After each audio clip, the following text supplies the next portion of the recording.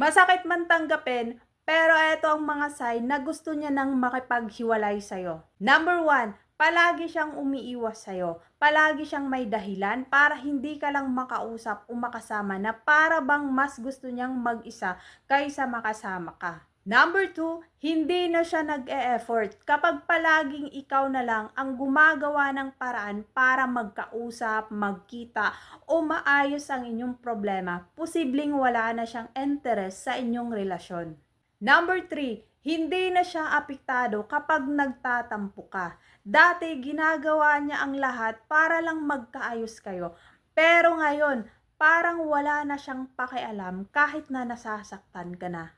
Number four, mas madalas na ang malamig na pakikitungo niya sa'yo kapag bihira na lang ang lambing, pag-aalala at pagpapakita niya ng pagmamahal, posible na unti-unti na siyang bumibitaw sa'yo.